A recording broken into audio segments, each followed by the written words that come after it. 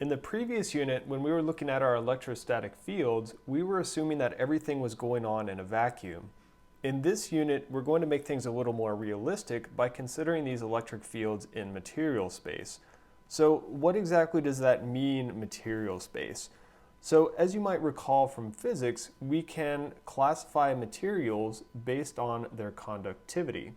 So let's say we can classify various materials by their conductivity, which usually we're going to use the variable sigma to represent a material's conductivity.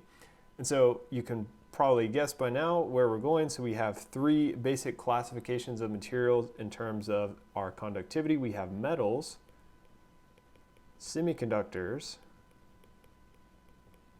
and insulators. And so in this text, oftentimes we're going to refer to our insulators as dielectrics. And so of course our metals are going to have a high conductivity, so a high sigma. Our insulators are going to have a low sigma, and then our semiconductors are going to be somewhere in between with a moderate sigma. And of course, there's a whole related thing with semiconductors we've talked about in analog devices. We can do certain things such as doping to change that sigma level, but that's not what we're talking about here. So we're talking about just pure semiconductor materials. And if you look in Appendix B, there's a table that has conductivities for common materials, and that can kind of give you a good reference point for what we're talking about here. So in general, that conductivity is going to depend on temperature and frequency. So generally our sigma depends on our temperature and frequency for a given material.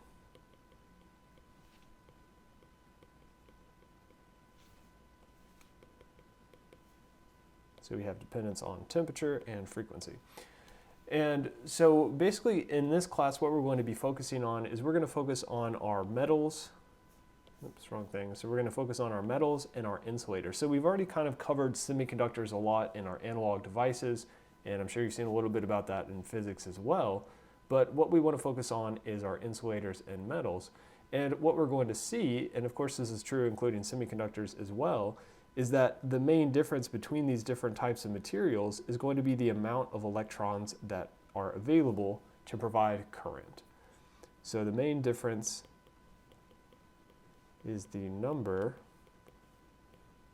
of our electrons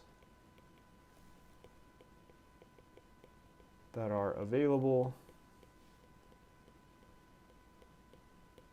for conduction.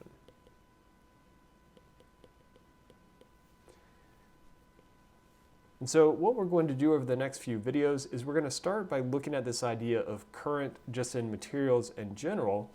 Once we have a better idea about some of our current definitions, and we're going to relate this to some of the vector analysis and math that we did in the first couple units, we're going to come back and we're going to hit on some different topics involving metals, currents, conductivities, as well as electric fields and insulators, or as we're commonly going to refer to them, dielectrics.